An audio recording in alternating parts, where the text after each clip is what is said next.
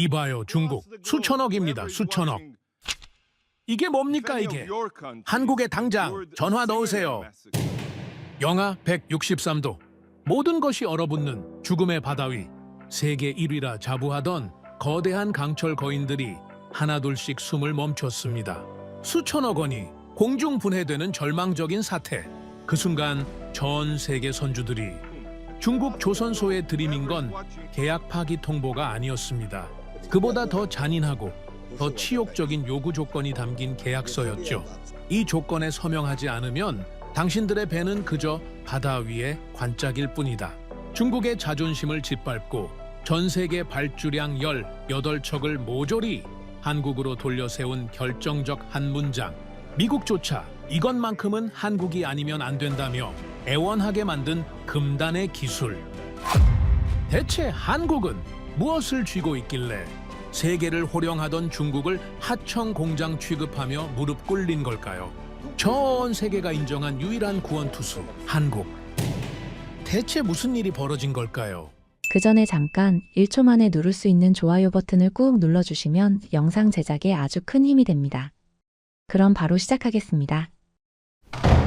둔탁한 소리가 선체를 뒤흔들었습니다. 경고등이 미친 듯이 깜빡였죠. 엔진실에서 비명이 들렸습니다. 저는 뛰었습니다. 계단을 내려가는 동안 머릿속엔 단 하나의 생각뿐이었죠. 예불, 제발 아니길. 하지만 이미 알고 있었습니다. 엔진이 죽었다는 걸요. 북대서양 한가운데서 구조대가 올 수 없는 거리에서. 저는 마르쿠스 슈타인호프입니다. 1968년 독일 함부르크에서 태어났고 기계공학을 전공한 뒤 해양 엔진 시스템 분야에서 22년간 일해왔죠. 대형 컨테이너선부터 LNG선, 벌크선까지 300척이 넘는 배의 기술 검토를 담당했습니다. 엔진 사고가 발생하면 제가 현장으로 불려갔고 보험사와 선주 사이에 분쟁이 생기면 제가 최종 판단을 내렸죠. 조선소와 엔진 제조사, 보험사와 선주 사이에서 마지막 서명을 하는 사람, 그게 바로 저였습니다. 사고가 나면 하루에 얼마가 사라지는지 아십니까? 대형 컨테이너선이 하루 멈추면 수십만 달러가 증발합니다. 이 배의 경우 하루에 약 25만 달러, 한화로 환산하면 3억 원이 넘는 돈이 공중으로 사라지는 거죠. 화물지연, 계약 위반, 위약금, 숫자는 눈덩이처럼 불어납니다. 저는 그걸 너무 잘 알고 있었습니다. 그래서 더 무서웠어요. 북유럽에서 지중해로 향하던 그날 밤 엔진이 멈췄을 때 저는 계산부터 했습니다. 그리고 깨달았죠. 이건 단순한 사고가 아니라 파산의 시작이라는 걸요. 지금 와서 생각하면 모든 건 그날 밤부터 시작됐습니다. 북유럽에서 지중해로 가는 항로 새벽 2시쯤이었죠. 갑자기 출력이 떨어지기 시작했습니다. 경고등이 켜지고 시스템이 하나씩 꺼졌죠. 저는 22년간 이 바다에서 일해왔습니다. 300척이 넘는 배를 검토했어요. 하지만 그 순간만큼은 아무것도 할 수 없었습니다. 엔진실 문을 열었을 때 열기가 확 밀려왔습니다. 기름 냄새가 코를 찔렀고 금속이 타들어가는 듯한 쇳내가 공기 중에 가득했죠. 수석 기술자 한스가 계기판 앞에서 미친 듯이 버튼을 누르고 있었고 젊은 기술자 프리츠는 공구를 든 차에 어쩔 줄 몰라 하고 있었습니다. 한스가 저를 보더니 달려왔습니다. 슈타인호프 씨, 큰일 났습니다. 출력이 완전히 바닥을 쳤어요. 30분 전부터 수치가 흔들리길래 지켜보고 있었는데 갑자기 10분 전에 경고등이 전부 켜지면서 이렇게 됐습니다. 10분 만에요? 10분 만에 이 지경이 됐다는 겁니까? 저도 믿기지 않습니다. 15년 동안 이 바다에서 별별 고장을 다 봤지만 이렇게 급격하게 무너지는 건 처음입니다. 저는 계기판으로 다가가서 수치들을 하나하나 확인했습니다. 출력 게이지는 바닥을 찍고 있었고 온도계는 위험구역을 훌쩍 넘어서 빨간색 영역에서 바늘이 미친 듯이 떨리고 있었죠. 압력 수치도 급격하게 하락하고 있었습니다. 이건 부품 하나가 고장난 수준이 아니었어요. 시스템 전체가 안쪽부터 무너져 내리고 있다는 신호였습니다. 프리츠가 떨리는 목소리로 다가왔습니다. 슈타인호프 씨, 솔직하게 말씀해 주십시오. 이거 고칠 수 있는 겁니까? 우리 지금 어떻게 되는 겁니까? 프리츠, 솔직히 말하면 지금 상태로는 장담하기 어렵습니다. 일단 원인부터 파악해야 합니다. 프리츠의 얼굴이 하얗게 질렸습니다. 22살짜리 청년이었어요. 이번이 첫 장거리 항해였는데 하필 이런 일을 겪게 되다니. 그때 엔진실 문이 벌컥 열리면서 선장이 들어왔습니다. 표정이 험악하게 굳어 있었죠. 슈타인호프 씨, 도대체 무슨 일입니까? 지금 배 전체가 발칵 뒤집혔습니다.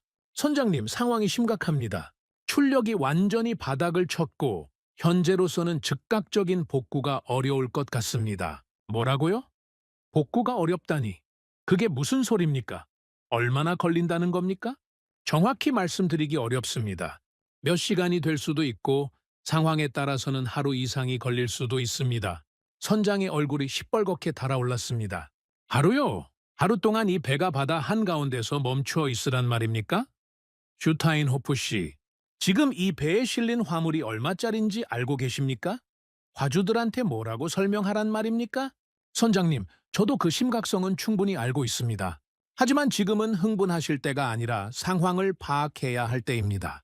상황 파악은 당신이 해야 할 일 아닙니까? 당신이 기술 책임자잖아요?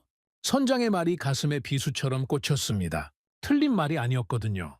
저는 이 배의 기술 자문이었고 2년 전 이 배가 발주됐을 때 모든 기술적 결정에 깊숙이 관여했습니다. 한스가 조심스럽게 끼어들었습니다.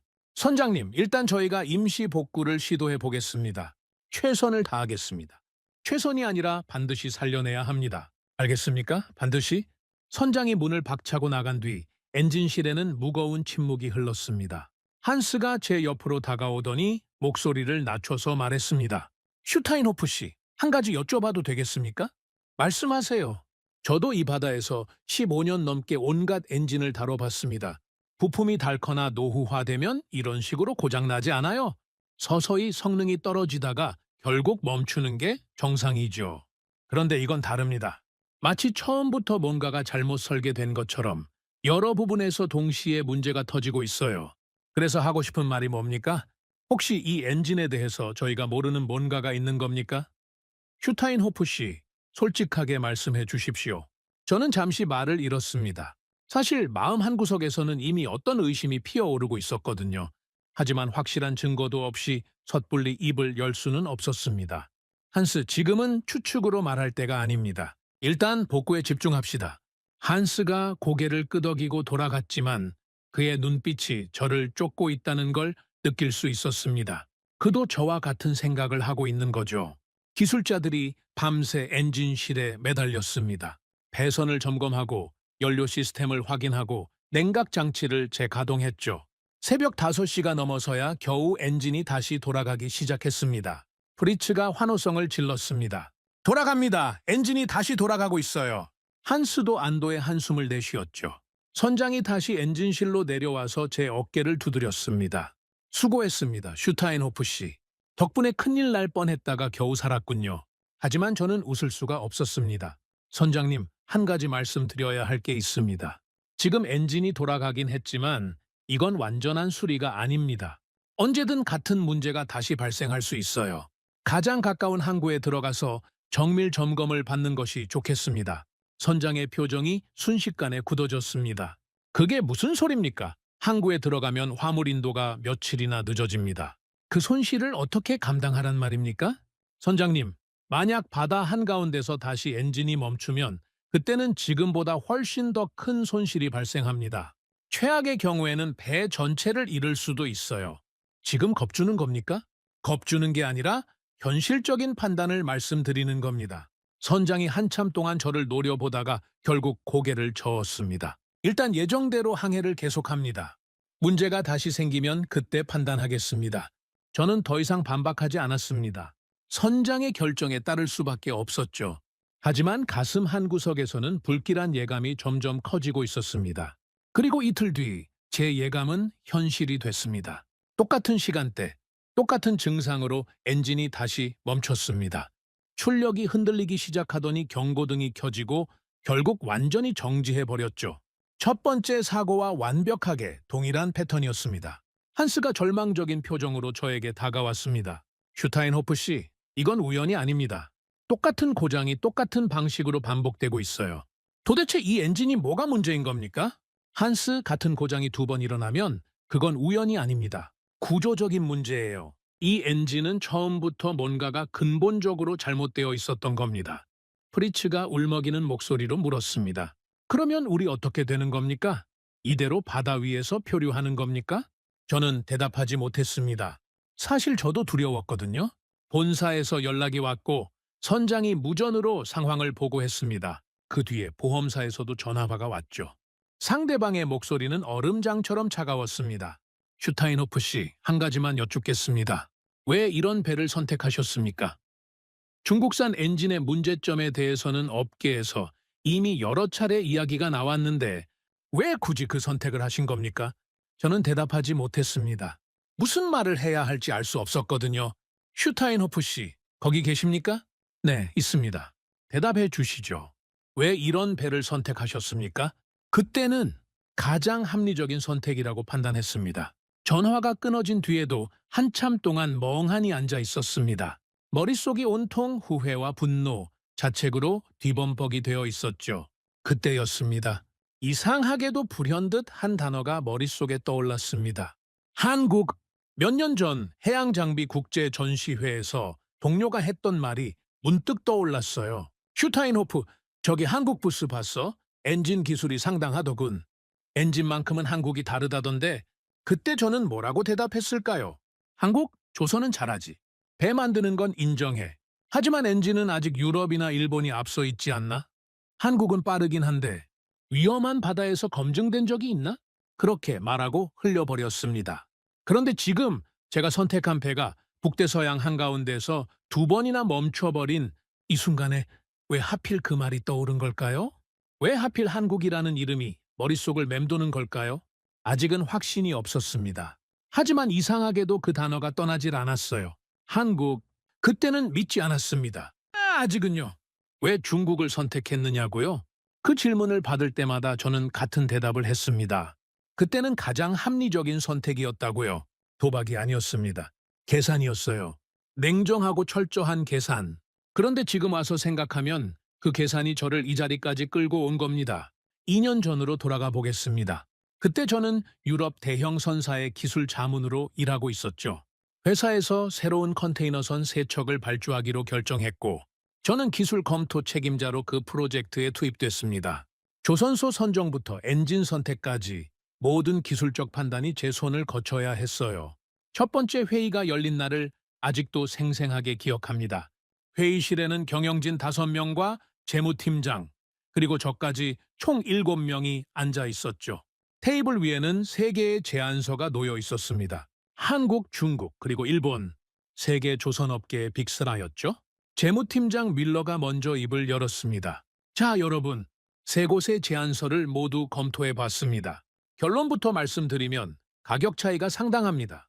중국 조선소의 견적이 가장 낮고 한국이 중간, 일본이 가장 높습니다. 구체적으로 얼마나 차이가 납니까? 사장인 베버 씨가 물었죠. 중국과 한국의 차이가 척당 약 15%입니다. 3척을 발주하면 총 수천만 달러의 차이가 나죠.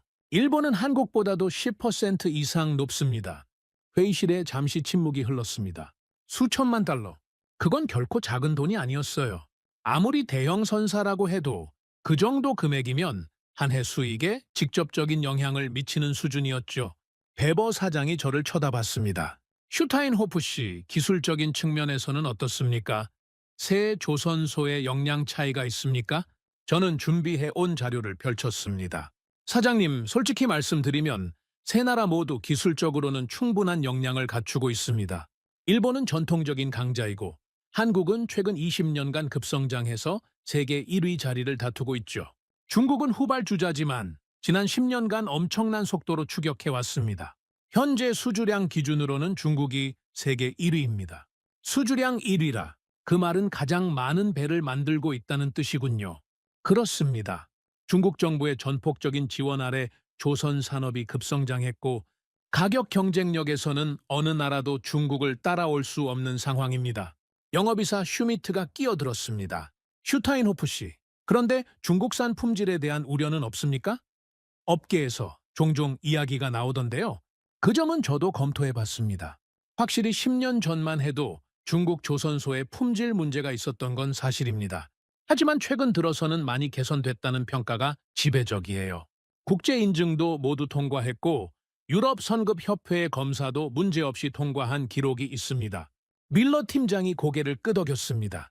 그렇다면 가격 대비 성능으로 보면 중국이 가장 합리적인 선택이라는 말씀이시군요. 단순히 가격만 보면 그렇습니다. 다만 저는 잠시 말을 멈췄습니다. 다만 뭡니까? 한국 조선소의 제안서도 상당히 인상적입니다. 가격은 중국보다 높지만 기술 사양서의 디테일이 다릅니다. 특히 엔진 부분에서 차이가 있어요. 베버 사장이 눈썹을 치켜 올렸습니다. 엔진이요? 구체적으로 어떤 차이가 있습니까? 한국 측은 자국산 엔진을 탑재하겠다고 제안했습니다. 최근 한국 엔진 기술이 상당히 발전했다는 평가가 있거든요. 반면 중국 측은 중국산 엔진을 기본으로 하되 원하면 유럽산 엔진으로 교체할 수 있다고 했습니다. 물론 추가 비용이 발생하지만요. 슈미트 이사가 손을 내저었습니다. 잠깐만요, 슈타인호프 씨. 한국 엔진이 좋다는 건 알겠는데 그게 15%의 가격 차이를 정당화할 수 있습니까? 우리가 엔진 때문에 수천만 달러를 더 쓸 이유가 있습니까? 저는 잠시 고민했습니다. 솔직히 말하면 그 질문에 명확하게 답하기 어려웠어요. 한국 엔진이 좋다는 건 알고 있었지만 당시만 해도 구체적인 데이터로 증명하기가 쉽지 않았거든요. 현재로서는 그 정도의 가격 차이를 정당화할 만한 명확한 근거는 없습니다. 제가 그렇게 대답했습니다. 지금 생각하면 그게 제 인생 최대의 실수였죠. 회의가 계속됐습니다. 경영진들은 하나같이 비용 절감에 초점을 맞추고 있었어요. 당시 해운업계는 불황의 끝자락에 있었고 모든 선사들이 허리띠를 졸라매고 있었거든요. 베버 사장이 결론을 내렸습니다. 슈타인호프 씨, 당신의 기술적 판단을 존중합니다. 하지만 현재 회사 상황에서 15%의 추가 비용을 감당하기는 어렵습니다. 중국 조선소를 최종 후보로 검토하되 품질 관리를 철저히 하는 조건으로 진행하면 어떻겠습니까? 사장님, 그렇게 하시겠다면 저도 이견은 없습니다. 다만 한 가지 조건을 달고 싶습니다. 엔진 선택에 대해서는 제가 좀 더 검토할 시간을 주십시오. 중국산 엔진을 그대로 쓸지 아니면 유럽산으로 교체할지 결정해야 합니다. 좋습니다. 엔진 문제는 슈타인호프 씨에게 맡기겠습니다. 2주 안에 최종 결정을 내려주십시오. 회의가 끝나고 저는 사무실로 돌아와서 한참 동안 생각에 잠겼습니다. 솔직히 마음 한구석이 불편했어요. 한국 제안서를 다시 펼쳐보니 기술 사양서가 정말 꼼꼼하게 작성되어 있었거든요. 특히 엔진 부분에서는 중국 측 제안서와 확연한 차이가 있었습니다. 하지만 저는 결국 중국산 엔진을 선택했습니다. 왜냐고요? 이유는 간단했어요. 당시 중국 조선소에서 파격적인 조건을 제시했거든요. 중국산 엔진을 선택하면 추가로 5%의 할인을 해주겠다고 했습니다. 유럽산 엔진으로 교체하면 오히려 10%의 추가 비용이 발생하고요. 20% 가까운 차이였습니다. 재무팀에서 다시 연락이 왔습니다. 슈타인호프 씨, 엔진건은 어떻게 됐습니까? 중국 측에서 빨리 결정을 내려달라고 재촉하고 있습니다. 밀러 씨, 제가 좀 더 시간을 두고 검토하고 싶은데요. 엔진은 배의 심장이나 마찬가지입니다. 신중하게 결정해야 해요. 슈타인호프 씨, 솔직히 말씀드리면 경영진에서는 이미 마음을 굳힌 것 같습니다. 중국산 엔진으로 가면 총 비용이 20% 가까이 절감됩니다. 이 정도 차이면 다른 선택지가 없어요. 하지만 엔진 품질에 대한 확신이 슈타인호프 씨, 중국이 지금 세계에서 배를 가장 많이 만드는 나라입니다. 그 많은 배들이 다 중국산 엔진을 달고 바다를 누비고 있어요. 만약 정말 문제가 있었다면 벌써 업계에서 난리가 났겠죠. 아무 일 없다는 건 그만큼 검증됐다는 뜻 아닙니까? 저는 반박하지 못했습니다. 밀러의 말도 일리가 있었거든요. 당시 중국 조선소에서 건조된 배들이 전 세계 바다를 누비고 있었고 대규모 사고 소식은 들려오지 않았습니다. 적어도 표면적으로는 그랬어요. 그리고 결정적인 순간이 왔습니다. 중국 조선소에서 기술팀이 직접 날아왔어요. 프레젠테이션을 하겠다면서요. 회의실에서 그들을 만났을 때 저는 솔직히 놀랐습니다. 자료가 정말 잘 준비되어 있었거든요. 그래프, 도표, 인증서, 시험 결과, 빈틈이 없어 보였죠. 중국 측 기술이사 리웨이가 자신 있게 말했습니다. 슈타인호프 씨, 저희 엔진은 국제해사기구의 모든 기준을 통과했습니다. 친환경 규제도 만족하고 연비 효율도 유럽산과 대등한 수준입니다. 가격은 훨씬 저렴하고요. 무엇을 더 원하십니까? 리 이사님, 실제 운항 데이터는 있습니까? 장거리 항해에서의 성능 기록 말입니다. 물론 있습니다. 여기 보시면 지난 3년간 저희 엔진을 탑재한 선박 200여 척의 운항 기록입니다. 중대한 고장은 단 한 건도 없었습니다. 저는 그 자료를 꼼꼼히 살펴봤습니다. 숫자만 보면 완벽해 보였어요. 모든 지표가 정상 범위 안에 있었고 문제가 될 만한 부분은 보이지 않았죠. 리사님, 한 가지만 더 여쭙겠습니다. 북대서양 같은 극한 환경에서의 운항 기록도 있습니까? 폭풍이나 한파 속에서 장기간 운항한 데이터요. 리웨이가 잠시 뜸을 들였습니다. 그 정도의 극한 환경 데이터는 아직 충분하지 않습니다. 하지만 시뮬레이션 테스트 결과는 있습니다. 모든 조건에서 문제없이 통과했습니다. 시뮬레이션과 실제는 다릅니다. 저는 그걸 알고 있었어요. 하지만 그때 밀러가 옆에서 제 팔꿈치를 쿡 찔렀습니다. 눈빛이 말하고 있었죠. 더 이상 까다롭게 굴지 마라. 결국 저는 승인서에 서명했습니다. 마르쿠스 슈타인호프 기술 자문. 그 서명이 모든 것의 시작이었죠. 지금 와서 생각하면 모든 게 너무 매끄러웠습니다. 가격도 좋고 납기도 빠르고 서류도 완벽하고 너무 쉬운 결정은 항상 의심했어야 했어요. 하지만 그때 저는 숫자만 보고 있었습니다. 냉정하고 합리적이라고 믿었던 그 숫자들이 결국 저를 북대서양 한가운데서 멈춰 세운 겁니다. 그때의 확신이 지금의 저를 가장 괴롭힙니다. 만약 그때 한국을 선택했다면 어땠을까? 15%의 추가 비용을 감당했다면 어땠을까? 하지만 이미 지나간 일이었죠. 저는 중국을 선택했고 그 선택의 대가를 북대서양 한가운데서 치르고 있었습니다. 문제는 선택이 아니었어요. 제가 보지 못한 부분이 문제였습니다. 숫자 뒤에 숨겨진 진실, 서류로는 확인할 수 없는 현실, 그걸 놓쳤던 겁니다. 그리고 그 대가는 생각보다 훨씬 컸습니다. 두 번째 사고가 나고 나서 저는 본격적인 기술 점검에 들어갔습니다. 더 이상 임시 방편으로 때울 수 있는 상황이 아니었거든요. 같은 고장이 같은 방식으로 2번 반복됐다는 건 이게 단순한 부품 문제가 아니라 구조적인 결함이라는 뜻이었습니다. 배가 겨우 가까운 항구에 입항했을 때 저는 한스와 함께 선체부터 꼼꼼하게 살펴봤습니다. 혹시 선체 구조에 문제가 있어서 엔진에 과부하가 걸린 건 아닌지, 용접 부위에 균열이 생긴 건 아닌지 모든 가능성을 열어두고 조사했죠. 한스가 선체 외벽을 두드리며 말했습니다. 슈타인호프 씨, 선체는 이상이 없습니다. 용접 상태도 양호하고 구조적인 변형도 발견되지 않았어요. 중국 조선소가 배를 못 만드는 건 아닌 것 같습니다. 그렇다면 문제는 선체가 아니라는 거군요. 네, 제 판단으로는 그렇습니다. 배의 몸은 멀쩡해요. 문제는 다른 곳에 있습니다. 저도 같은 생각이었습니다. 선체는 말이 없었어요. 대신 엔진이 소리치고 있었죠. 문제는 외형이 아니라 내부였습니다. 배의 몸이 아니라 배의 심장, 바로 엔진이었어요.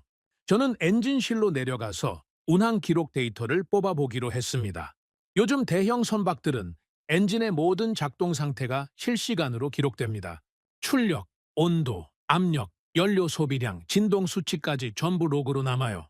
그 데이터를 분석하면 엔진이 언제, 어떤 상황에서 문제를 일으켰는지 정확하게 파악할 수 있죠. 프리츠가 노트북을 들고 와서 데이터를 띄웠습니다.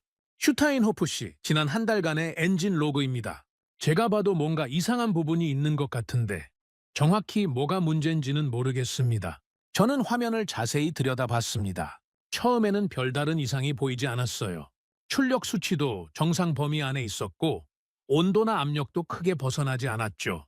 하지만 데이터를 시간 순서대로 쭉 훑어보니 뭔가 이상한 패턴이 눈에 들어오기 시작했습니다. 프리츠, 여기 이 부분 보이십니까? 출력 수치가 미세하게 흔들리고 있어요. 네? 어디요? 여기 이 구간입니다. 정상적인 엔진이라면 출력이 일정하게 유지되어야 하는데 여기 보면 0.5%에서 1% 정도씩 계속 변동하고 있어요. 육안으로는 거의 티가 안 나지만 이런 미세한 흔들림이 장시간 누적되면 큰 문제가 됩니다. 한스가 다가와서 화면을 함께 봤습니다. 슈타인호프 씨, 이게 그렇게 심각한 겁니까? 1% 정도의 변동이면 오차 범위 아닙니까? 한스, 일반적인 상황에서는 그렇게 볼 수도 있습니다. 하지만 이 변동이 무작위가 아니에요. 패턴이 있습니다. 보세요. 여기서 출력이 떨어졌다가 여기서 다시 올라가고 또 여기서 떨어지죠. 이게 계속 반복되고 있어요. 마치 엔진이 숨을 헐떡이는 것처럼요. 숨을 헐떡인다고요? 비유적으로 하는 말입니다. 정상적인 엔진은 일정한 리듬으로 작동해야 해요. 심장이 규칙적으로 뛰는 것처럼요. 그런데 이 엔진은 리듬이 불안정합니다.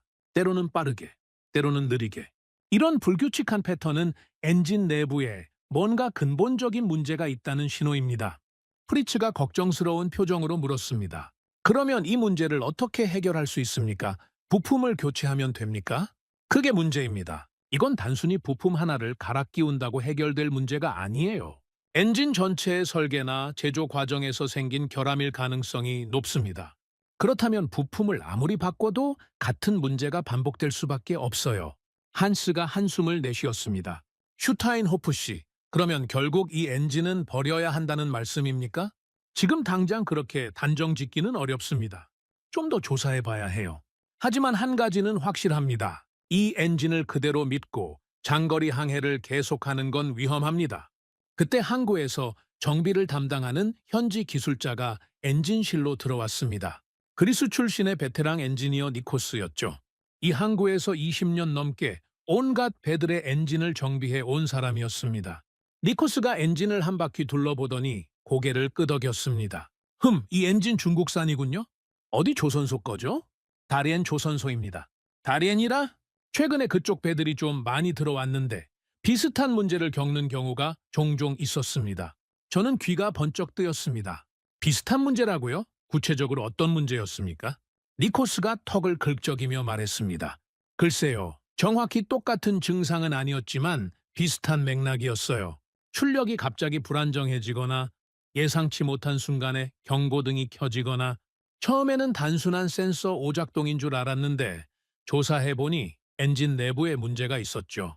혹시 그 배들도 같은 계열의 엔진을 쓰고 있었습니까? 제가 모든 세부 사항을 기억하지는 못하지만 적어도 두세 척은 비슷한 모델이었던 것 같습니다. 중국에서 최근에 많이 생산하는 신형 엔진이라고 들었어요. 한스가 저를 쳐다봤습니다. 눈빛이 말하고 있었죠. 봤습니까? 우리만 겪는 문제가 아니었어요. 저는 니코스에게 더 자세한 이야기를 들어보기로 했습니다. 니코스 씨, 혹시 그 배들이 어떻게 됐는지 아십니까? 엔진을 수리했습니까? 아니면 교체했습니까? 경우에 따라 달랐습니다. 어떤 배는 부품을 교체하고 계속 운항했고 어떤 배는 아예 엔진을 통째로 갈아버렸죠. 그런데 재미있는 건 부품만 교체한 배들은 나중에 또 비슷한 문제로 다시 들어왔다는 겁니다. 다시 들어왔다고요? 네, 몇 달 후에 똑같은 증상으로요. 결국 그 배들도 나중에는 엔진을 통째로 교체해야 했습니다. 처음부터 그렇게 했으면 시간이랑 돈을 절약했을 텐데 말이죠. 저는 무거운 한숨을 내쉬었습니다.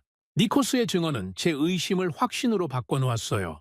이건 우리 배만의 문제가 아니었습니다. 같은 계열의 중국산 엔진을 탑재한 다른 배들도 비슷한 문제를 겪고 있었던 거죠. 그 말은 곧 이 문제가 개별적인 불량이 아니라 구조적인 결함이라는 뜻이었습니다. 프리츠가 조심스럽게 물었습니다. 슈타인호프 씨, 그러면 우리도 엔진을 통째로 교체해야 합니까? 그게 가능하기나 한 겁니까? 기술적으로는 가능합니다. 하지만 비용이 만만치 않아요. 대형 선박의 엔진을 통째로 교체하려면 수백만 달러가 듭니다. 게다가 공사 기간 동안 배를 운항할 수 없으니 그 손실까지 합치면 천문학적인 금액이 되죠. 한스가 쓴웃음을 지었습니다. 결국 처음에 돈 아끼려다가 더 큰 돈을 쓰게 되는 거군요. 그렇게 될 가능성이 높습니다. 저는 잠시 생각에 잠겼습니다. 이 상황을 본사에 어떻게 보고해야 할지, 그리고 앞으로 어떤 결정을 내려야 할지 머릿속이 복잡했어요. 그때 니코스가 무심하게 한마디를 던졌습니다. 그나저나 요즘은 한국산 엔진 쓰는 배들이 부쩍 늘었더라고요. 그쪽 배들은 이런 문제로 들어오는 경우가 거의 없어요. 뭐가 다른지는 모르겠지만 확실히 안정적이긴 하더라고요. 그 말을 듣는 순간 제 머릿속에서 또다시 그 단어가 떠올랐습니다. 한국. 니코스 씨, 한국산 엔진이 그렇게 다릅니까? 구체적으로 어떤 점에서요? 글쎄요, 저도 엔지니어가 아니라서 기술적인 건 잘 모릅니다. 하지만 경험적으로 말씀드리면 한국산 엔진 단 배들은 정비하러 들어와도 대부분 정기 점검 수준이에요.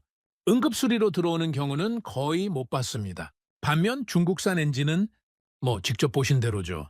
한스가 저에게 물었습니다. 슈타인호프 씨, 혹시 처음에 한국 조선소 제안서도 검토하셨습니까? 했습니다. 그때 한국 측은 어떤 엔진을 제안했습니까? 자국산 엔진이었습니다. 한국에서 직접 개발하고 생산하는 엔진이었죠. 그런데 왜 그걸 선택하지 않으셨습니까? 그 질문에 저는 한동안 대답하지 못했습니다. 왜냐하면 그 이유가 너무나 초라해 보였거든요. 가격. 그게 전부였습니다. 15%의 가격 차이. 그걸 아끼려다가 지금 이 꼴이 난 거죠.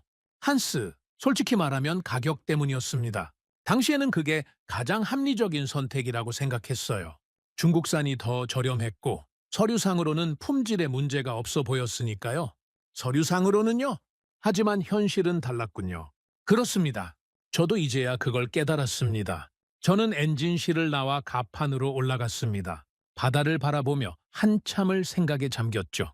배는 몸이고 엔진은 심장입니다. 아무리 몸이 튼튼해도 심장이 약하면 오래 버틸 수 없어요. 저는 배의 몸만 보고 심장을 보지 못했던 겁니다. 그리고 한 가지 더 깨달은 게 있었습니다. 심장에도 국적이 있다는 걸요. 어디서 만들어졌느냐, 어떤 기술로 만들어졌느냐, 그게 결국 심장의 품질을 결정합니다. 저는 그때 처음으로 심장의 국적을 생각했습니다. 며칠 뒤 본사에서 긴급회의가 소집됐습니다. 화상회의로 진행됐는데 화면 저편에는 베버 사장과 경영진들이 앉아 있었죠. 표정들이 하나같이 굳어 있었습니다. 베버 사장이 먼저 입을 열었습니다. 슈타인호프 씨, 현재 상황을 보고해 주십시오. 엔진 문제의 원인이 파악됐습니까? 사장님, 조사 결과를 말씀드리겠습니다. 선체에는 아무런 문제가 없었습니다. 문제는 엔진에 있습니다. 운항 데이터를 분석해 본 결과 엔진 출력에 불안정한 패턴이 발견됐고 이는 엔진 내부의 구조적 결함을 시사합니다. 구조적 결함이라고요? 그게 무슨 뜻입니까? 단순히 부품 하나가 고장난 게 아니라 엔진의 설계나 제조 과정에서 근본적인 문제가 있었다는 뜻입니다. 이 경우 부품을 교체해도 같은 문제가 반복될 가능성이 높습니다. 회의실에 무거운 침묵이 흘렀습니다. 밀러 재무팀장이 물었습니다. 슈타인호프 씨, 그러면 해결책은 뭡니까? 어떻게 해야 합니까? 두 가지 선택지가 있습니다. 첫 번째는 현재 엔진을 그대로 유지하면서 정기적으로 정밀 점검을 하는 겁니다. 하지만 이 경우 언제 또 같은 문제가 발생할지 모르고 그때마다 운항이 중단될 위험이 있습니다. 두 번째는요, 엔진을 통째로 교체하는 겁니다. 비용이 많이 들지만 근본적인 해결책은 이것뿐입니다. 베버 사장의 얼굴이 시뻘겋게 달아올랐습니다. 엔진을 통째로 교체하라고요? 슈타인호프 씨, 그 비용이 얼마나 드는지 알고 하는 말입니까? 우리가 처음에 중국을 선택한 게 비용을 절감하려고 그랬던 건데 이제 와서 엔진을 교체하라니 그게 말이 됩니까? 사장님, 저도 이 상황이 안타깝습니다. 하지만 현실을 직시해야 합니다. 이 엔진을 그대로 쓰면서 장거리 항해를 계속하는 건 도박입니다. 운이 좋으면 괜찮겠지만 운이 나쁘면 배 전체를 잃을 수도 있습니다. 슈미트 이사가 끼어들었습니다.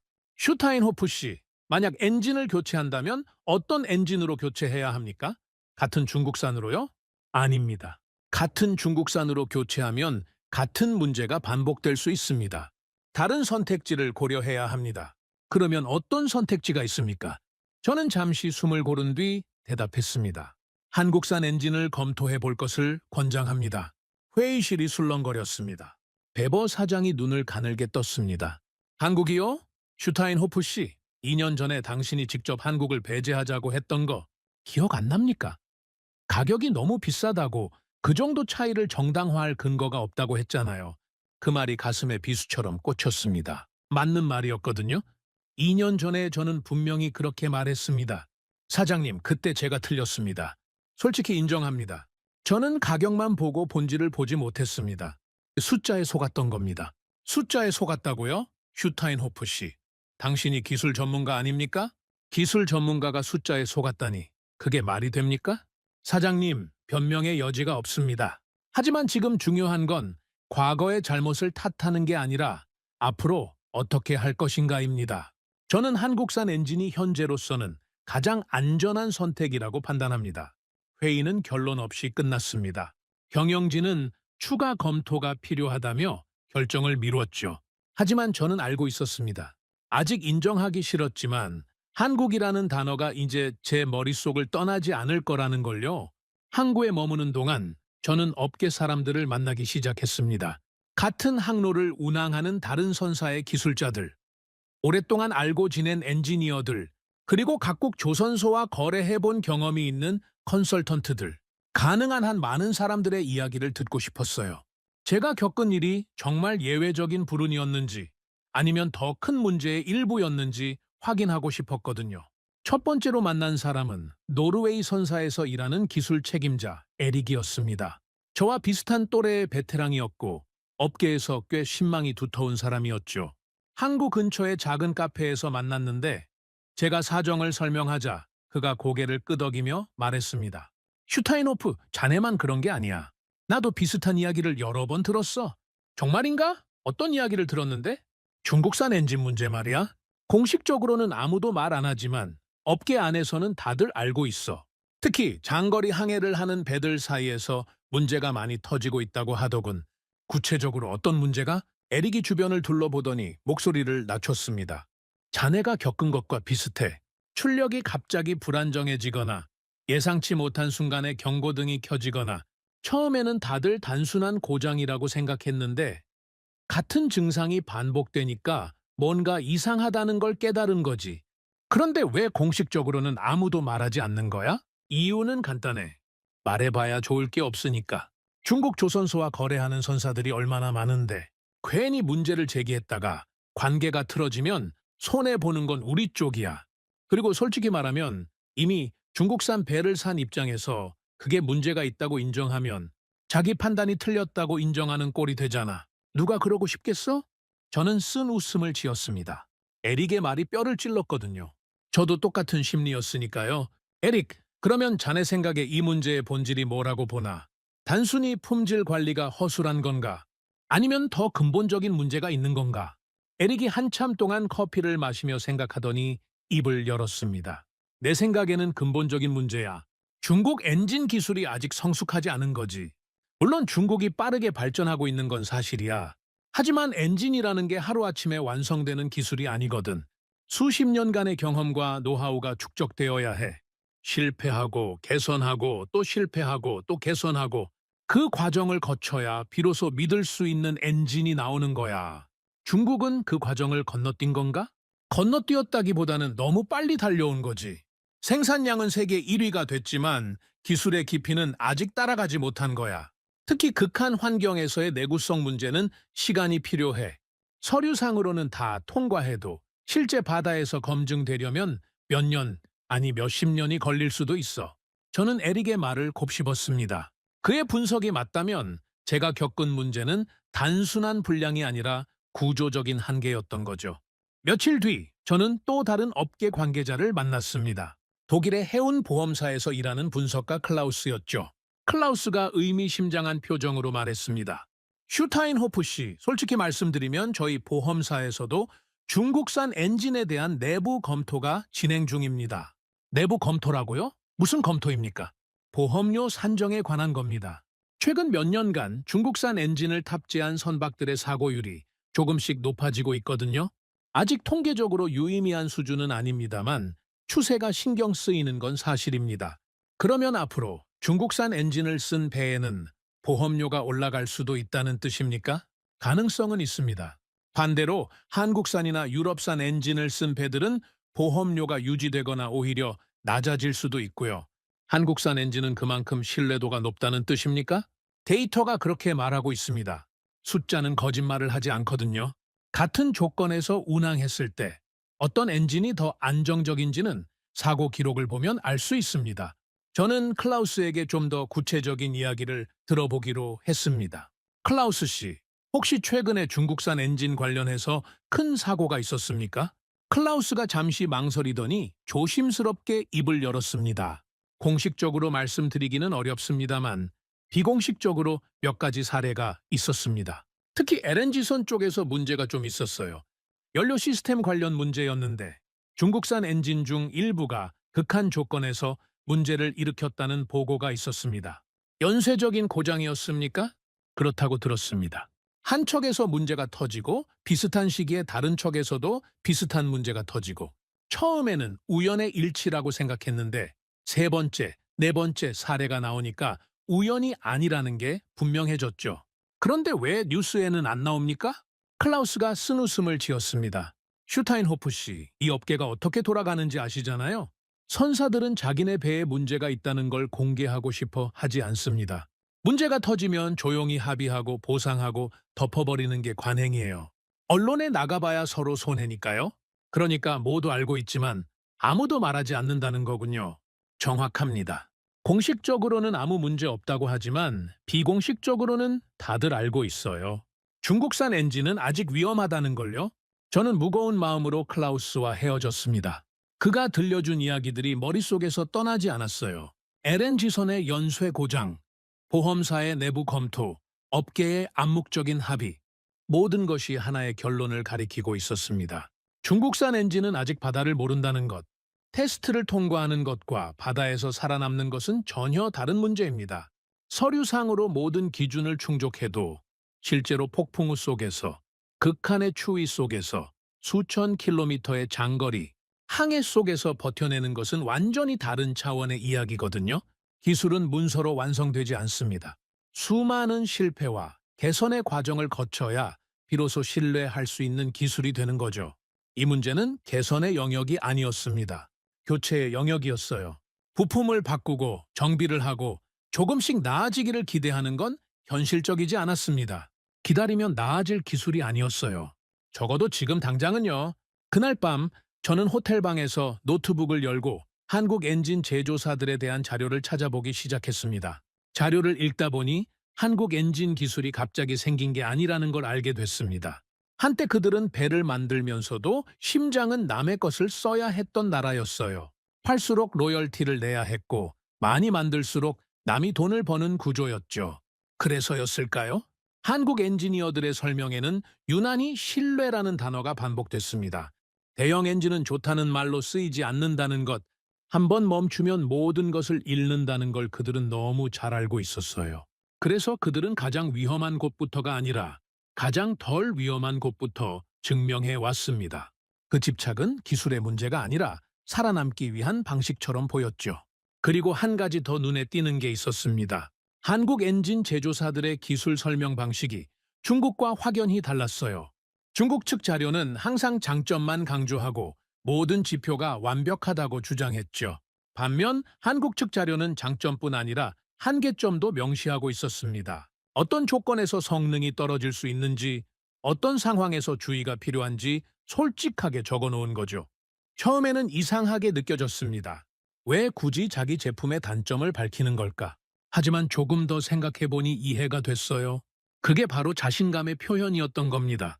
진짜 실력이 있는 사람은 자기 한계를 인정하는 것을 두려워하지 않거든요.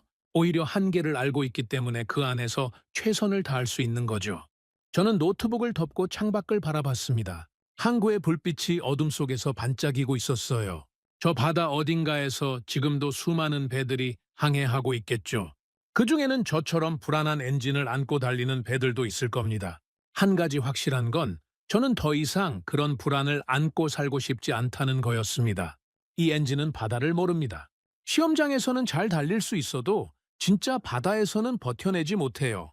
저는 그걸 2번의 사고로 직접 확인했습니다. 이제 결정을 내려야 할 때였습니다. 더 이상 미룰 수 없었어요. 엔진을 교체하기로 마음먹은 뒤 저는 본격적으로 대안을 찾기 시작했습니다. 중국산이 안 된다면 다른 선택지가 있어야 하잖아요. 처음에는 유럽산 엔진을 검토해봤습니다. 독일, 핀란드, 덴마크. 전통적으로 해양 엔진 기술의 강자들이었죠. 품질은 의심할 여지가 없었습니다. 하지만 문제는 다른 곳에 있었어요. 독일의 엔진 제조사에 연락을 취했을 때 담당자가 이렇게 말했습니다. 슈타인호프 씨, 저희 제품에 관심을 가져주셔서 감사합니다. 다만 현재 생산 일정이 꽉 차 있어서 최소 14개월은 대기하셔야 합니다. 14개월이요? 그렇게 오래 걸립니까? 네, 최근 주문이 많이 밀려 있습니다. 친환경 규제가 강화되면서 엔진 교체 수요가 급증했거든요. 저희도 생산 능력을 늘리고 있지만 당장은 어려운 상황입니다. 14개월. 그 시간 동안 저 배를 어떻게 하란 말입니까? 운항을 중단하고 1년 넘게 기다리라는 건 사실상 불가능한 얘기였습니다. 핀란드 쪽도 상황은 비슷했습니다. 담당자와 통화했을 때 그가 말했죠. 납기는 12개월 정도 소요됩니다. 그리고 가격이 문제가 될 수 있습니다. 현재 원자재 가격이 많이 올라서 2년 전 견적보다 30% 이상 높아졌거든요. 30%요? 네, 유감스럽지만 그렇습니다. 그리고 설치 비용과 기술 지원 비용을 합치면 총 비용은 더 올라갈 겁니다. 저는 한숨을 쉬었습니다. 납기도 문제, 가격도 문제. 유럽산 엔진은 품질은 좋지만 현실적으로 접근하기가 어려웠어요. 일본 쪽도 알아봤습니다. 일본은 전통적으로 해양 엔진 기술에서 강점이 있었고 품질에 대한 신뢰도도 높았죠. 하지만 일본 제조사의 대답도 크게 다르지 않았습니다. 슈타인호프 씨, 저희 엔진을 검토해 주셔서 감사합니다.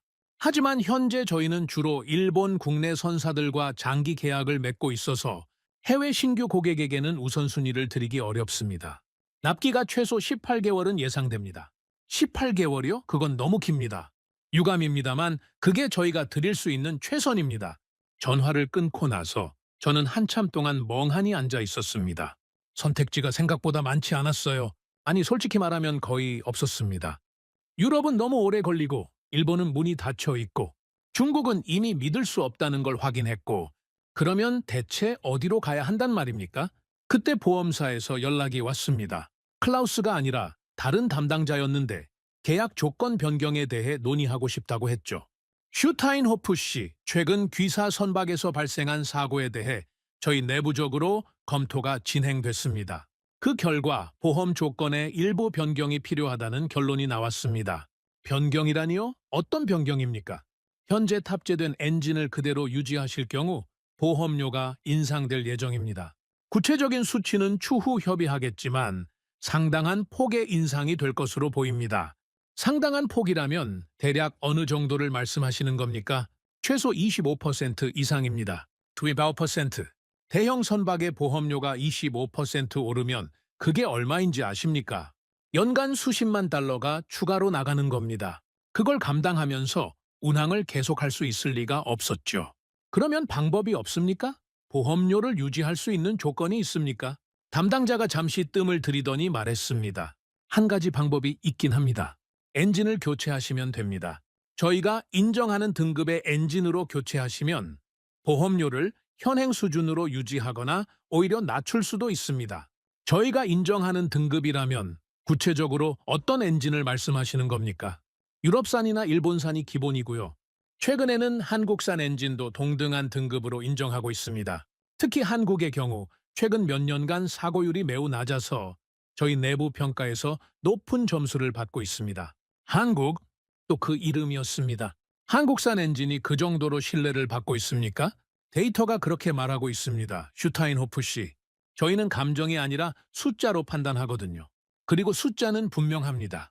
전화를 끊고 나서 저는 보험사에서 보내온 문서들을 다시 꼼꼼히 살펴봤습니다. 그런데 읽다 보니 이상한 점을 발견했어요. 문서 곳곳에 특정 국가의 이름이 반복적으로 등장하고 있었거든요. 한국, 권장 엔진 목록에도 사고율 비교 자료에도 기술, 신뢰도 평가에서도 한국이라는 이름이 계속 눈에 들어왔습니다. 왜 이 이름만 계속 보이는 걸까? 저는 스스로에게 물었습니다. 며칠 뒤 옛 동료에게서 연락이 왔습니다. 덴마크 선사에서 기술이사로 일하는 라스무센이었죠. 그와는 10년 넘게 알고 지낸 사이였는데 우연히 제가 겪은 일을 듣고 연락을 해온 거였습니다. 슈타인호프, 자네 소식 들었네. 엔진 때문에 고생이 많다면서. 라스무센 반갑네. 그래, 솔직히 말하면 지금 머리가 아프네. 대안을 찾고 있는데 쉽지가 않아. 내가 왜 전화했는지 알겠나? 사실 우리도 비슷한 일을 겪었거든. 뭐라고? 자네네도? 그래. 3년 전에 우리 회사에서 발주한 바해 중에 중국 조선소에서 건조한 게 2척 있었어. 처음에는 괜찮았는데 1년쯤 지나니까 문제가 터지기 시작하더군. 자네가 겪은 것과 비슷한 증상이었어. 출력 불안정, 갑작스러운 경고 등 반복되는 고장. 그래서 어떻게 했나? 처음에는 우리도 부품 교체로 버텨보려고 했지. 하지만 결국 안 되더군. 같은 문제가 계속 반복됐거든. 그래서 결국 결단을 내렸어. 결단이라면? 엔진을 통째로 교체했네. 두 척 다. 저는 잠시 말을 잃었습니다. 엔진을 통째로? 그 비용이 만만치 않았을 텐데. 물론이지. 경영진에서 처음에는 펄쩍 뛰었어. 하지만 계산을 해보니까 계속 고장나면서 운항 중단되는 손실이 엔진 교체 비용보다 더 크더군. 결국 장기적으로 보면 교체하는 게 이득이라는 결론이 나왔어. 그래서 어떤 엔진으로 교체했나? 유럽산? 라스무센이 잠시 뜸을 들이더니 대답했습니다. 아니, 한국산으로 바꿨어. 한국산? 그래.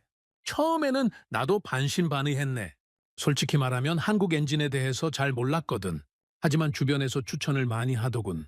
가격도 유럽산보다 합리적이고 납기도 빠르고 무엇보다 최근 성능 평가에서 좋은 점수를 받고 있다고 해서 결과는 어땠나? 결과가 어땠냐고 라스무센이 웃으며 말했습니다. 슈타인호프, 솔직히 말해줄게. 엔진 교체하고 나서 2년이 지났는데 단 한 번도 문제가 없었어. 한 번도. 그전에는 몇 달에 한 번씩 뭔가 터졌는데 지금은 아무 일도 안 일어나. 정기 점검만 받으면 되더군. 정말인가?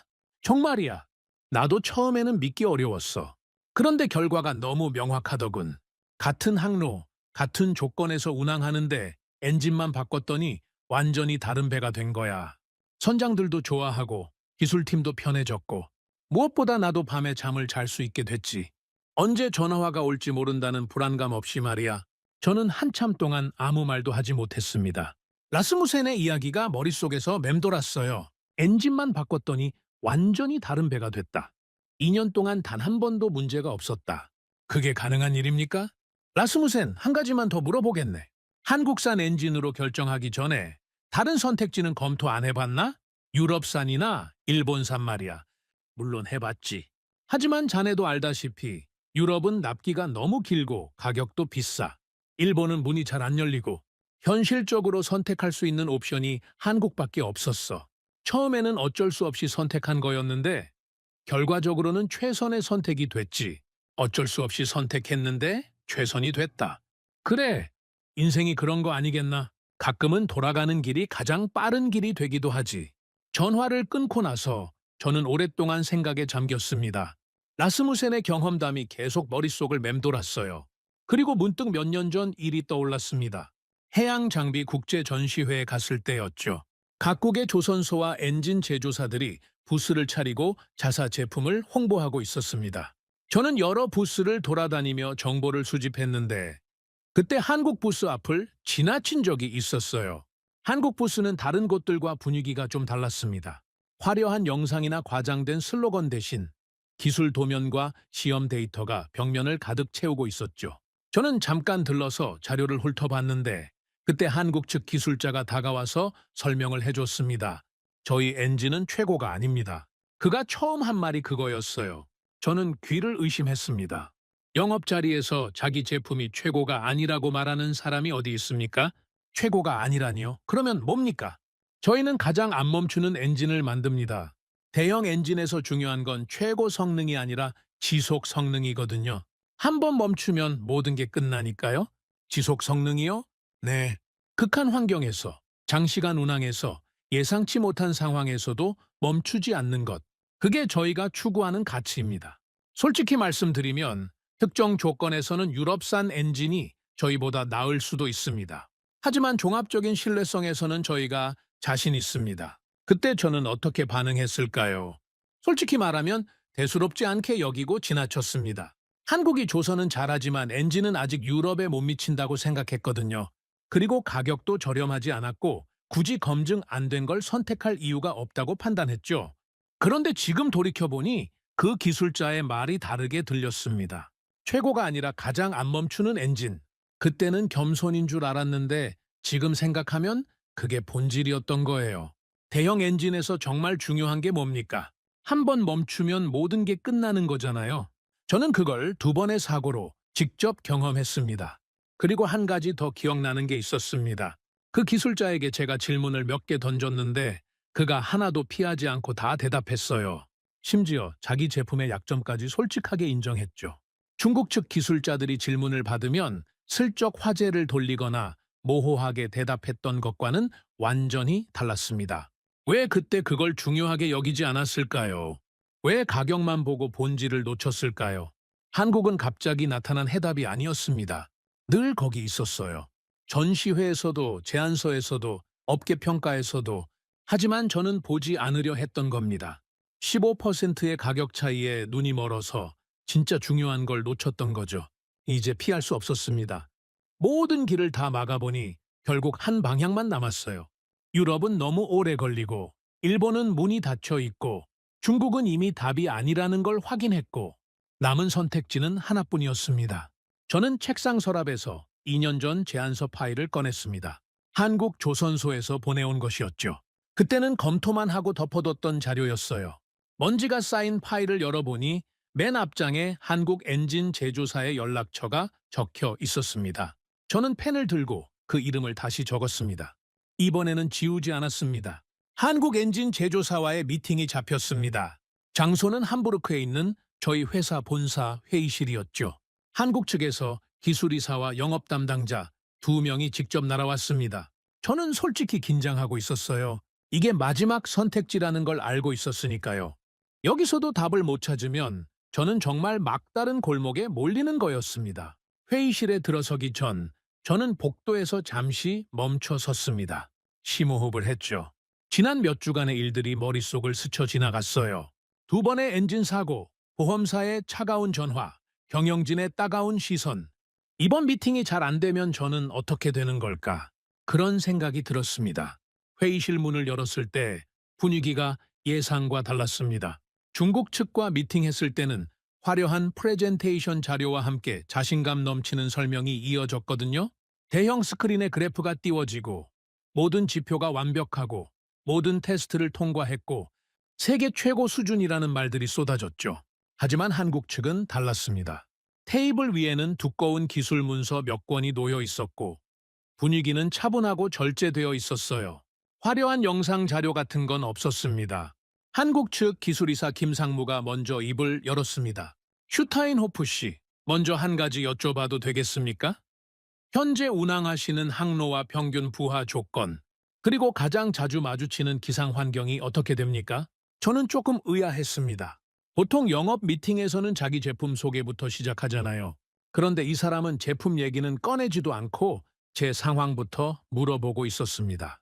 북대서양에서 지중해까지 왕복하는 항로입니다. 겨울철에는 기상 조건이 상당히 거칠어지고요. 폭풍우를 만나는 경우도 종종 있습니다. 겨울철 최저 기온은 어느 정도까지 내려갑니까? 영하 15도 이하로 떨어지는 경우도 있습니다. 해수 온도도 상당히 낮아지고요. 김상무가 고개를 끄덕이더니 뭔가를 메모했습니다. 그리고 옆에 있던 문서를 펼쳤죠. 북대서양 겨울 항로라면 저희가 권하지 않는 모델이 있습니다.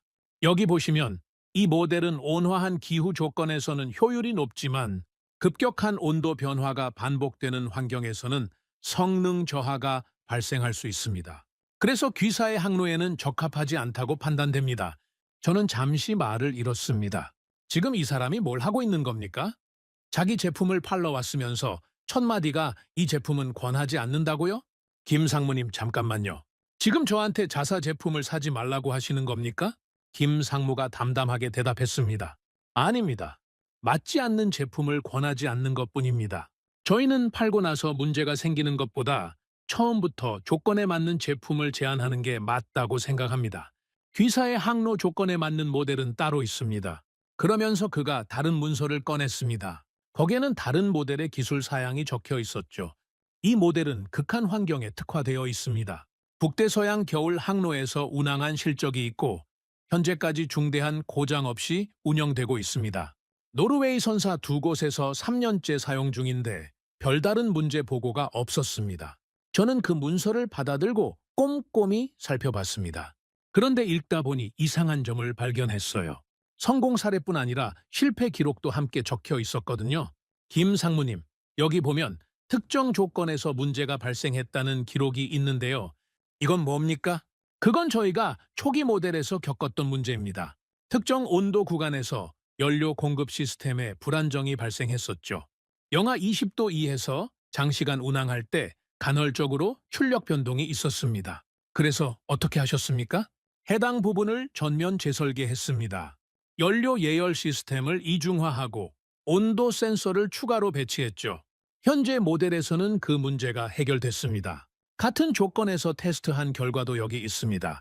이런 실패 기록을 왜 굳이 보여주시는 겁니까? 보통은 숨기지 않습니까? 김 상무가 잠시 저를 바라보더니 말했습니다.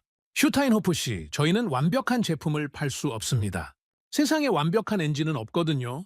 하지만 어떤 조건에서 문제가 생길 수 있는지, 그리고 그 문제를 어떻게 해결했는지를 아는 것이 중요하다고 생각합니다. 고객이 저희 제품의 한계를 모르고 사용하다가 문제가 생기면 그건 저희 책임이니까요. 그 말을 듣는 순간 저는 뭔가가 달라졌다는 걸 느꼈습니다. 이 사람들은 저를 설득하려고 하지 않았어요. 대신 제가 스스로 판단할 수 있도록 정보를 제공하고 있었죠. 완벽한 보고서보다 불완전한 기록이 더 믿음직하다는 걸 그때 처음 알았습니다. 영업 담당자 박 과장이 가격과 납기에 대해 설명했습니다. 가격은 솔직히 말씀드리면 저렴하지 않습니다. 중국산 대비 상당히 높은 수준이고요. 납기도 최소 8개월은 필요합니다. 저희가 타협할 수 있는 부분이 많지 않아서 죄송합니다. 타협이 어렵다는 건 가격 협상이 안 된다는 뜻입니까? 가격을 낮추려면 어딘가에서 비용을 줄여야 합니다. 그런데 저희는 품질 관리나 테스트 과정에서 비용을 줄이지 않습니다. 그래서 가격이 높은 겁니다. 싸게 드릴 수 있다고 말씀드리면 거짓말이 됩니다. 납기를 좀 더 앞당길 수는 없습니까? 8개월이면 꽤 긴 시간인데요. 박 과장이 고개를 저었습니다. 죄송합니다만 어렵습니다. 저희는 주문 후 제작 방식이라서 각 선박의 조건에 맞게 세부 사양을 조정합니다. 그 과정을 생략하면 품질을 보장할 수 없어요. 빨리 드리는 것보다 제대로 드리는 게 맞다고 생각합니다. 저는 속으로 계산을 해봤습니다. 가격이 비싼 건 예상했던 거였어요. 하지만 8개월이라는 납기는 유럽산의 14개월, 일본산의 18개월에 비하면 훨씬 짧았습니다. 김 상무가 덧붙였습니다. 슈타인호프 씨, 한 가지 더 말씀드리겠습니다. 저희 엔진을 선택하시더라도 설치 후 첫 6개월간은 저희 기술진이 원격으로 모니터링을 합니다.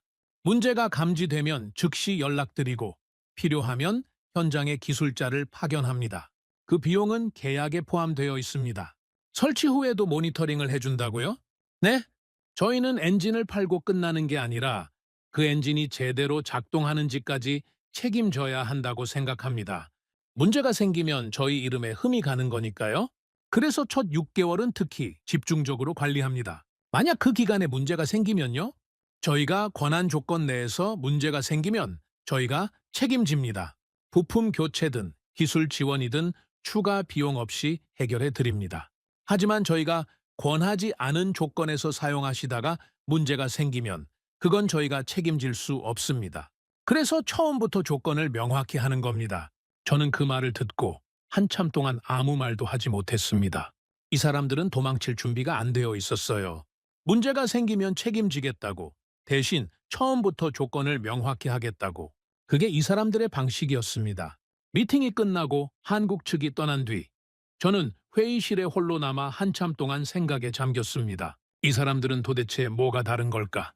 왜 이렇게까지 조심스러운 걸까? 장점을 말하기 전에 먼저 포기할 조건을 말하고 성공 사례보다 실패 기록을 먼저 보여주고 가격을 낮출 수 없다고 솔직하게 인정하고 그날 밤 호텔방에서 미팅 내용을 정리하다가 문득 깨달은 게 있었습니다. 김상무가 했던 말들을 다시 떠올려 보니 모든 문장이 같은 방향을 가리키고 있었어요. 한계를 먼저 말한 이유, 실패 조건을 숨기지 않은 태도, 납품하지 않겠다는 판단 기준. 그건 단순한 겸손이 아니었습니다. 한 번 문제가 터지면 모든 걸 잃는다는 걸 뼈저리게 아는 사람들의 방식이었어요. 저 조심스러움은 약점이 아니라 살아남은 자들의 본능이었던 겁니다. 저는 그제야 이해했습니다. 이 사람들은 기술을 파는 게 아니었어요. 멈추지 않는 조건을 관리하는 사람들이었습니다. 그래서 처음부터 조건을 따지고 맞지 않으면 팔지 않겠다고 하는 거였죠. 다음 날 회사 내부에서 반대 의견이 나왔습니다. 재무팀장 밀러가 전화를 걸어왔죠. 슈타인호프 씨, 한국산 엔진건으로 보고서를 봤습니다. 가격이 너무 높지 않습니까? 중국산 대비 거의 2배 가까이 드는데 이걸 어떻게 정당화할 수 있습니까? 밀러 씨, 저도 가격이 부담스러운 건 압니다. 하지만 계산을 다시 해보셔야 합니다. 다시 계산하라니요? 숫자는 명확하잖아요. 밀러 씨, 엔진이 한번 멈추면 얼마가 날아가는지 아십니까? 하루에 25만 달러입니다. 거기에 위약금, 실내 손실, 보험료 인상까지 합치면 한 번의 사고로 수백만 달러가 사라져요. 저희는 이미 2번을 겪었습니다. 세 번째가 없을 거라고 장담할 수 있습니까? 밀러가 잠시 침묵했습니다. 하지만 한국산이라고 해서 문제가 없을 거라는 보장이 있습니까? 보장은 없습니다. 하지만 확률은 있습니다. 보험사 데이터를 보셨습니까? 그리고 제 동료 라스무센의 경험담도 있습니다. 엔진 교체 후 2년간 단 한 번의 문제도 없었다고 합니다. 저는 그 확률에 걸겠습니다. 슈타인호프 씨, 이번에도 실패하면 어떻게 할 겁니까? 그 질문에 저는 잠시 말을 멈췄습니다. 그리고 대답했죠. 그러면 책임은 제가 지겠습니다. 제 이름으로요? 전화를 끊고 나서 저는 계약서를 다시 펼쳤습니다. 문장 하나하나가 눈에 들어왔어요. 가격, 납기, 보증 조건, 기술 지원 범위. 그런데 이상하게도 그 숫자들이 단순한 계약 조건으로 느껴지지 않았습니다. 하나하나가 책임의 무게로 읽혔어요. 펜을 들었습니다. 손이 미세하게 떨렸어요. 계약서 마지막 장, 서명란이 저를 기다리고 있었죠. 잠시 망설였습니다. 정말 이게 맞는 선택일까? 아직도 확신이 100%는 아니었어요. 하지만 한 가지는 분명했습니다. 지금까지 만난 사람들 중에서 한국 측만큼 솔직하게 자기 한계를 인정한 사람은 없었다는 것, 그리고 그 솔직함이 저에게는 어떤 화려한 프레젠테이션보다 더 믿음직하게 느껴졌다는 것. 저는 펜을 움직였습니다. 마르쿠스 슈타인호프, 제 이름을 적었습니다. 서명을 마친 뒤 저는 스스로에게 말했습니다. 아무에게도 들리지 않는 목소리로요. 이 선택이 틀리면 책임은 전부 내가 진다. 창밖을 바라봤습니다. 멀리 항구의 불빛이 보였어요. 저 바다 어딘가에서 폭풍이 기다리고 있겠죠. 북대서양 겨울 항로. 그곳에서 이 선택이 옳았는지 증명될 겁니다. 아직은 아무것도 확실하지 않았어요. 확실한 건 단 하나, 이제 돌아갈 수 없다는 것뿐이었습니다. 엔진 교체가 완료된 건 8개월 뒤였습니다. 한국 측이 말한 대로 정확히 8개월. 하루도 늦지 않았죠. 함부르크 항구에서 새 엔진이 탑재된 배를 처음 봤을 때 저는 묘한 감정을 느꼈습니다. 기대 반, 불안 반이었어요. 이게 정말 맞는 선택이었을까? 아직은 알 수 없었습니다. 바다에서 증명되기 전까지는요. 첫 시험 운항은 순조로웠습니다. 근해에서 며칠간 테스트를 했는데 엔진은 안정적으로 작동했어요. 출력도 일정했고 이상 징후도 없었죠. 한국 측 기술자 2명이 함께 탑승해서 모든 수치를 점검했습니다. 그들은 매시간 엔진 로그를 확인하고 작은 변동에도 메모를 했어요. 김상무가 마지막 날 저에게 말했습니다. 슈타인호프 씨, 시험 운항 결과는 양호합니다. 하지만 진짜 테스트는 이제부터입니다. 북대서양 겨울 항로, 그곳에서 어떻게 버티는지가 중요하죠. 알고 있습니다. 솔직히 긴장됩니다. 긴장하시는 게 맞습니다. 저희도 긴장하고 있으니까요. 첫 6개월간 원격 모니터링을 계속하겠습니다. 이상 징후가 감지되면 즉시 연락드리겠습니다. 그렇게 시험 운항이 끝나고 드디어 실전이 시작됐습니다. 12월 초 북대서양 겨울 항해가 시작됐습니다. 함부르크를 출발해 지중해까지 가는 익숙한 항로였죠. 하지만 이번에는 느낌이 달랐습니다. 새 엔진이 탑재된 첫 번째 겨울 항해였으니까요. 출항 전날 밤 저는 잠을 이루지 못했습니다. 창밖으로 항구의 불빛을 바라보면서 온갖 생각이 머릿속을 맴돌았어요. 만약 또 멈추면 어떡하지? 이번에도 같은 일이 반복되면 나는 어떻게 되는 거지? 한국 엔진이라고 해서 다를 게 있을까? 출항 당일 아침 선장이 저를 불렀습니다. 슈타인호프 씨, 기상 예보 보셨습니까? 네, 봤습니다. 북대서양 중반부터 기상이 나빠진다고 하더군요. 나빠지는 정도가 아닙니다. 상당히 거친 날씨가 예상됩니다. 풍속 25m 이상, 파고 60m 이상, 올겨울 들어 가장 강한 폭풍이 올 수도 있다고 합니다. 저는 잠시 침묵했습니다. 하필이면 첫 항해에 이런 기상이라니. 선장님, 어떻게 하시겠습니까? 출항을 연기하시겠습니까? 선장이 고개를 저었습니다. 연기하면 화물 인도가 늦어집니다. 이미 한 번 신뢰를 잃은 상황에서 또 지연되면 고객들이 떠나갈 겁니다. 예정대로 출항합니다. 알겠습니다. 슈타인호프 씨, 한 가지 묻겠습니다. 새 엔진 믿어도 됩니까? 그 질문에 저는 잠시 망설였습니다. 솔직히 100% 확신은 없었거든요.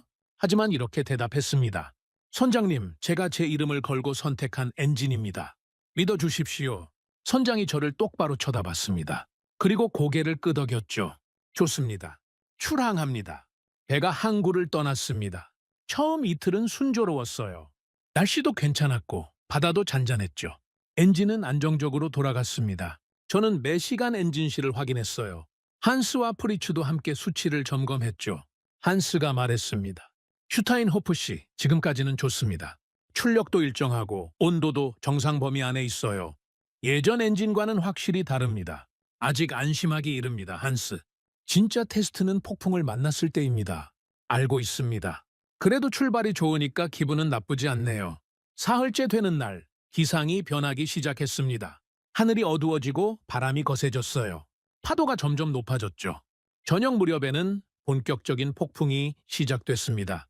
선장이 방송을 했습니다. 전 승무원에게 알립니다. 현재 폭풍 구역에 진입했습니다. 풍속 28m, 파고 7m, 앞으로 12시간 이상 거친 날씨가 예상됩니다. 모든 인원은 안전에 주의하시기 바랍니다. 저는 엔진실로 내려갔습니다. 배가 심하게 흔들리고 있었어요. 계단을 내려가는 것도 쉽지 않았죠. 엔진실 문을 열었을 때 한스가 계기판 앞에 서 있었습니다. 상황이 어떻습니까, 한스? 지금까지는 괜찮습니다. 출력 안정적이고 이상 징후 없습니다. 하지만 이제부터가 진짜죠. 그때 무전기가 울렸습니다.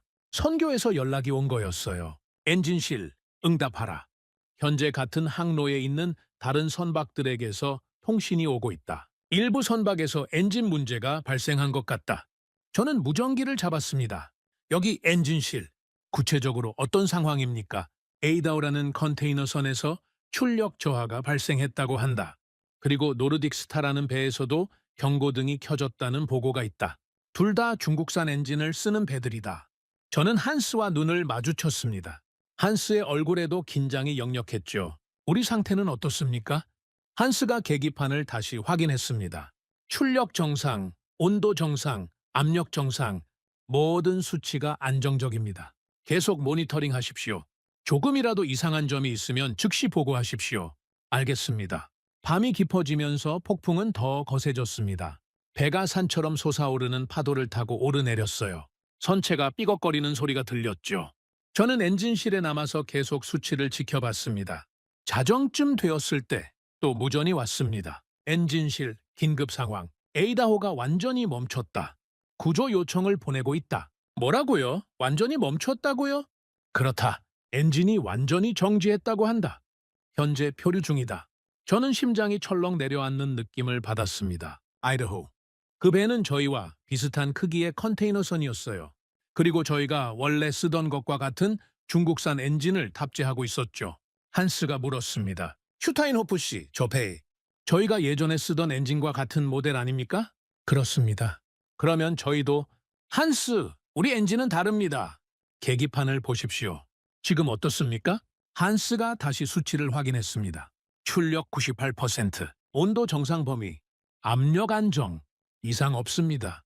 계속 그 상태를 유지합시다. 새벽 3시, 폭풍이 절정에 달했습니다. 풍속 32m, 파고 9m. 제가 22년간 바다에서 일하면서 겪어본 것 중 가장 거센 폭풍 중 하나였어요. 배 전체가 미친 듯이 흔들렸고 서 있는 것조차 힘들었죠. 그때 또 무전이 왔습니다. 엔진실, 추가 보고. 노르딕스타도 출력이 50% 이하로 떨어졌다. 현재 속도를 유지하지 못하고 있다. 그리고 방금 프레이아회에서도 경고등이 켜졌다는 연락이 왔다. 프리츠가 불안한 표정으로 말했습니다. 슈타인호프 씨, 주변 배들이 하나둘씩 문제가 생기고 있어요. 우리는 괜찮은 겁니까? 저는 계기판을 다시 확인했습니다.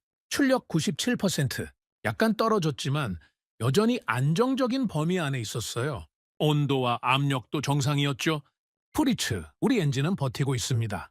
걱정하지 마십시오. 하지만 다른 배들은 다른 엔진을 쓰고 있습니다. 우리와는 다릅니다. 한스가 조용히 말했습니다. 슈타인호프 씨, 이게 바로 그 차이입니까? 같은 바다, 같은 폭풍인데 결과가 다른 거요? 아직 모릅니다. 폭풍이 끝나봐야 알 수 있어요. 동이 트기 시작했을 때 폭풍이 조금씩 약해지기 시작했습니다. 풍속이 줄어들고 파고도 낮아졌죠. 하지만 무전으로 들려오는 소식은 처참했습니다. 현재까지 집계된 바로는 이번 폭풍으로 최소 5척의 선박에서 엔진 문제가 발생했다. 그중 2척은 완전히 정지해서 구조를 기다리고 있고 3척은 출력 저하로 속도를 유지하지 못하고 있다. 선장이 엔진실로 내려왔습니다. 슈타인호프 씨, 우리 상태는 어떻습니까?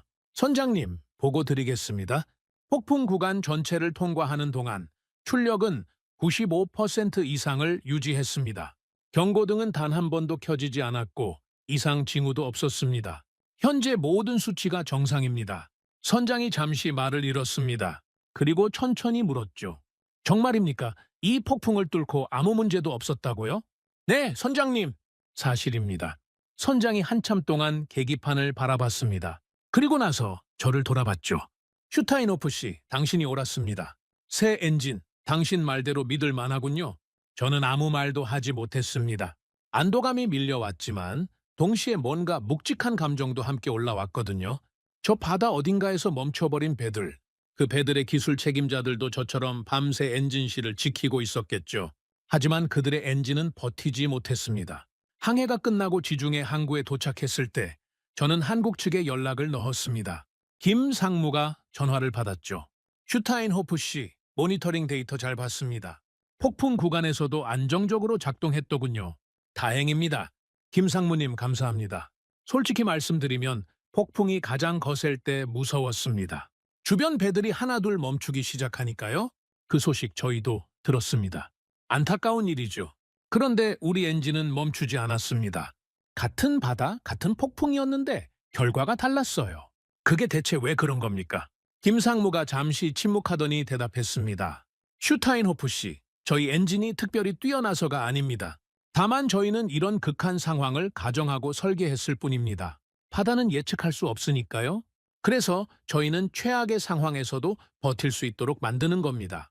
최악의 상황을 가정한다. 네, 좋은 조건에서 잘 돌아가는 건 당연한 거죠. 중요한 건 최악의 조건에서도 멈추지 않는 겁니다. 저희는 그걸 목표로 합니다. 전화를 끊고 나서 저는 창밖을 바라봤습니다. 지중해의 푸른 바다가 눈에 들어왔어요. 며칠 전 겪었던 폭풍이 거짓말처럼 느껴졌죠. 바다는 모두에게 공평했습니다. 같은 파도, 같은 바람, 같은 추위. 조건은 똑같았어요. 하지만 결과는 달랐습니다. 어떤 배는 멈췄고 어떤 배는 멈추지 않았죠. 그 차이를 만든 건 배가 아니었습니다. 엔진이었어요. 심장이었습니다. 저는 그날 깨달았습니다. 이건 우연이 아니라는 걸요. 같은 조건에서 같은 시험을 치렀을 때 결과가 다르다면 그건 실력의 차이입니다. 그리고 그 실력은 하루아침에 만들어지는 게 아니죠. 수십 년간 실패하고 개선하고 또 실패하고 또 개선하면서 쌓아온 것들. 그게 바로 신뢰라는 겁니다. 한국 엔진은 그 신뢰를 증명했습니다. 가장 거센 폭풍 속에서 가장 혹독한 조건에서 멈추지 않음으로써요. 폭풍을 뚫고 무사히 항해를 마친 뒤 모든 것이 달라지기 시작했습니다. 처음에는 작은 변화였어요. 하지만 그 작은 변화들이 모여서 결국 큰 흐름이 됐죠. 가장 먼저 달라진 건 회사 내부의 분위기였습니다. 베버 사장이 직접 저를 불렀어요. 사장실에 들어갔을 때 그의 표정이 예전과 달랐습니다. 2년 전 중국 엔진 사고가 터졌을 때는 차갑고 날카로운 눈빛이었는데 이번에는 뭔가 다른 빛이 있었죠. 슈타인호프 씨, 앉으시오. 저는 자리에 앉았습니다. 베버 사장이 서류를 넘기며 말했습니다. 이번 겨울 항해 보고서를 봤습니다. 폭풍 구간에서도 엔진이 완벽하게 작동했다면서요? 네, 사장님. 출력 95% 이상을 유지했고 경고등은 한 번도 켜지지 않았습니다. 같은 항로에 있던 다른 배들은 여러 척이 문제가 생겼다고 들었소. 그런데 우리 배만 멀쩡했다? 그렇습니다. 베버 사장이 잠시 침묵했습니다. 그리고 천천히 말했죠. 슈타인호프 씨, 솔직히 말하겠소. 당신이 한국 엔진으로 교체하겠다고 했을 때 나는 반대였소. 가격이 너무 비쌌고 이미 한 번 실패한 판단을 했던 사람의 두 번째 선택을 믿기 어려웠소. 그 말이 가슴에 찔렸습니다. 하지만 사실이었으니까요. 하지만 결과가 말해주고 있소. 당신이 옳았소. 이번 건은 당신 덕분이오. 저는 잠시 말을 잃었습니다. 베버 사장에게서 이런 말을 들을 줄은 몰랐거든요. 사장님, 감사합니다. 하지만 저도 확신이 없었습니다. 솔직히 폭풍이 가장 거셌을 때 무서웠습니다. 무섭지 않은 사람이 어디 있겠소? 중요한 건 두려움 속에서도 올바른 판단을 했다는 거요. 그게 진짜 전문가 아니겠소? 베버 사장이 서류를 하나 꺼냈습니다. 그래서 나도 결정을 내렸소. 나머지 두 척도 엔진을 교체하겠소. 같은 한국산으로. 정말입니까? 당연하지. 한 척이 증명했으면 됐소. 나머지도 같은 방식으로 가는 게 맞소. 비용이야 들겠지만 또다시 바다 한가운데서 멈추는 것보다는 낫지 않겠소? 저는 고개를 숙였습니다. 안도감과 함께 뭔가 묵직한 감정이 밀려왔어요. 2년 전의 실패가 이제야 조금씩 회복되고 있다는 느낌이었죠. 보험사에서도 연락이 왔습니다. 이번에는 분위기가 완전히 달랐어요. 슈타인호프 씨, 좋은 소식을 전해드리려고 연락드렸습니다. 무슨 소식입니까? 귀사 선박의 보험료 재산정 결과가 나왔습니다. 엔진 교체 이후 운항 기록을 검토한 결과 보험료를 현행 수준에서 15% 인하하기로 결정했습니다. 15% 인하요? 인상이 아니라 인하입니까? 네, 인하입니다. 한국산 엔진의 안정성이 데이터로 확인됐고 이번 겨울 항해 기록이 특히 좋은 평가를 받았습니다. 같은 폭풍 구간에서 다른 선박들이 문제를 겪은 반면 귀사 선박은 아무런 이상 없이 통과했다는 기록이 저희 시스템에 남아 있거든요. 저는 전화를 끊고 한참 동안 멍하니 앉아 있었습니다. 불과 몇 달 전만 해도 보험사에서 25% 인상을 통보했었는데 이제는 오히려 15%를 깎아준다고요. 세상이 달라진 느낌이었습니다. 하지만 진짜 변화는 그 다음부터였습니다. 어느 날 오랜 업계 지인에게서 전화가 왔습니다. 그리스 선사에서 기술이사로 일하는 파파도플로스였죠. 슈타인호프, 오랜만이네. 요즘 잘 지내나? 파파도플로스, 반갑군. 무슨 일인가? 다짜고짜 물어서 미안한데 자네 회사 배가 이번 겨울 폭풍에서 아무 문제 없이 통과했다면서? 그거 사실인가? 사실이네. 어떻게 알았나? 업계에 소문이 돌고 있어. 같은 폭풍에서 여러 척이 멈췄는데 자네네 배만 멀쩡했다고. 도대체 뭐가 다른 건가? 엔진을 교체했네. 한국산으로. 전화기 너머로 잠시 침묵이 흘렀습니다. 한국산? 자네가 한국산 엔진을 썼다고? 그렇네. 왜? 이상한가? 이상한 게 아니라 놀라운 거지. 자네가 원래 그쪽에 별로 관심 없었잖아. 유럽이나 일본 쪽을 선호했던 걸로 기억하는데 나도 생각이 바뀌었네. 상황이 그렇게 만들었어. 파파도플로스가 한참 동안 뭔가를 생각하더니 물었습니다. 슈타인호프, 솔직하게 말해줘. 한국산 엔진 진짜 괜찮은 건가? 우리도 지금 새 배를 발주하려고 하는데 엔진 선택 때문에 고민 중이거든. 내 경험으로는 괜찮았네? 아니, 괜찮은 정도가 아니라 기대 이상이었어. 같은 조건에서 다른 배들이 멈췄을 때 우리 배만 멈추지 않았으니까 그게 모든 걸 말해주는 거 아닌가? 그렇군. 고마워, 슈타인호프. 참고하겠네. 전화를 끊은 뒤 비슷한 연락이 계속 이어졌습니다. 덴마크 선사, 네덜란드 선사, 영국 선사 다들 비슷한 질문을 했어요. 어떤 엔진을 썼느냐고, 한국산이 정말 괜찮으냐고, 이번 폭풍에서 어떻게 버틸 수 있었느냐고. 저는 같은 대답을 반복했습니다. 한국산으로 바꿨다고. 결과는 직접 확인했다고. 같은 바다, 같은 폭풍에서 우리 배만 멈추지 않았다고. 그러던 어느 날 더 흥미로운 소식을 들었습니다. 업계 모임에서 만난 동료가 귀띔해준 거였어요. 슈타인호프, 요즘 재밌는 트렌드가 생기고 있는 거 알아? 무슨 트렌드? 중국 조선소에 배를 발주할 때 엔진을 지정하는 선사들이 늘고 있어. 엔진을 지정한다고? 어떻게? 간단해. 계약할 때 조건을 거는 거지. 배는 중국에서 만들어도 되는데 엔진은 한국산으로 달아라. 그래야 계약한다. 이렇게. 저는 잠시 말을 잃었습니다. 배는 중국에서 만들고 엔진은 한국산으로 단다. 그런 조합이 가능하단 말입니까? 그게 실제로 되나? 중국 조선소에서 받아들여?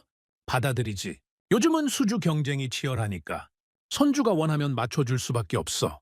그리고 솔직히 중국 조선소들도 알고 있어. 자기네 엔진이 아직 신뢰를 못 받고 있다는 거. 그래서 한국 엔진이면 가능하다 이렇게 나오는 거지. 중국 조선소가 한국 엔진을 인정한다는 뜻인가? 인정한다기보다는 현실을 받아들이는 거지. 배를 수주하려면 어쩔 수 없으니까. 선주들이 점점 엔진 국적을 따지기 시작했거든.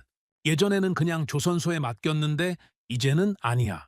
배는 어디서 만들든 상관없는데 심장은 검증된 걸 달아라. 이게 요즘 분위기야. 저는 그 말을 듣고 한참 동안 생각에 잠겼습니다. 배의 국적보다 심장의 국적이 중요해지고 있다. 세상이 정말 바뀌고 있었어요. 며칠 뒤 저는 한국 측 김상무에게 연락을 넣었습니다. 김상무님, 요즘 업계에서 재밌는 이야기를 들었습니다. 어떤 이야기입니까? 중국 조선소에 발주하면서 한국 엔진을 지정하는 선사들이 늘고 있다면서요? 김상무가 잠시 침묵하더니 대답했습니다. 네, 그런 문의가 늘고 있는 건 사실입니다. 저희도 좀 놀랐습니다. 어떻게 생각하십니까? 솔직히 말씀드리면 복잡한 심경입니다.